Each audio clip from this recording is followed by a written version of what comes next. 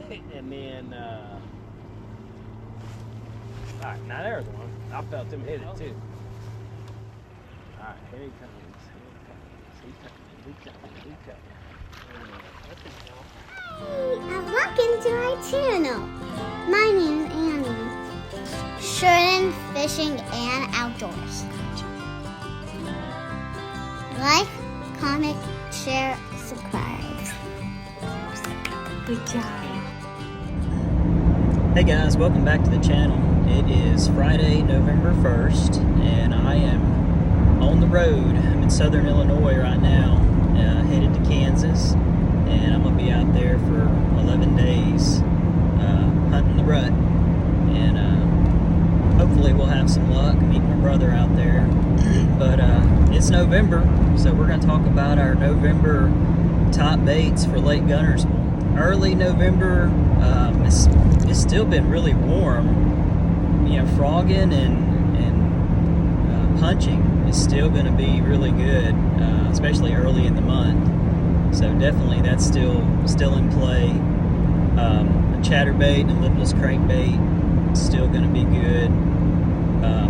I would have a jig on. They're going to be moving as the grass dies back to wood and rock, things like that.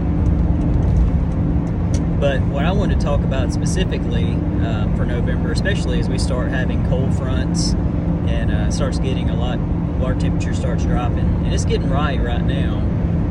I'll start fishing some of my wintertime stuff, a jerkbait and Alabama rig. Those are probably my two favorite things to fish in the winter, and this month it should start getting right.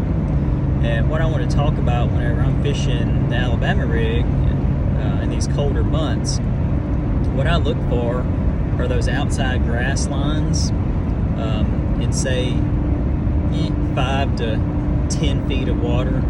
But I really like to look where those contour lines get tighter and you really have a sharp drop off.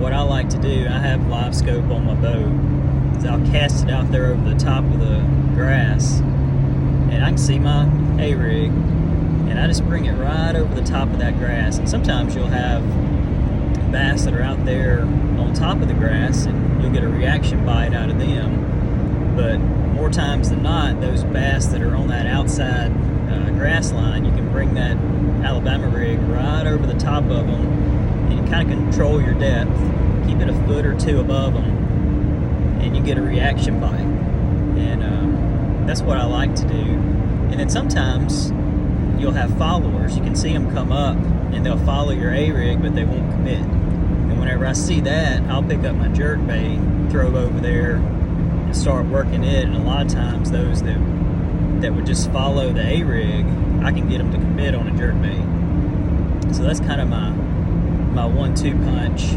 going into these colder months.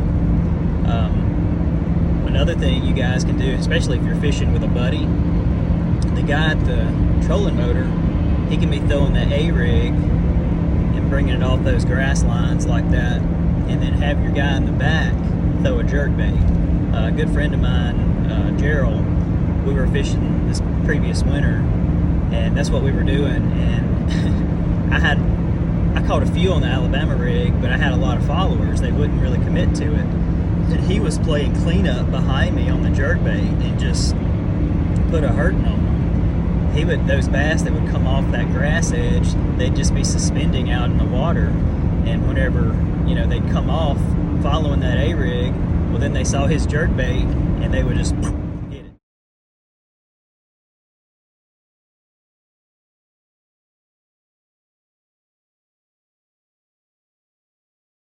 So you guys try that, especially if you're fishing with a buddy.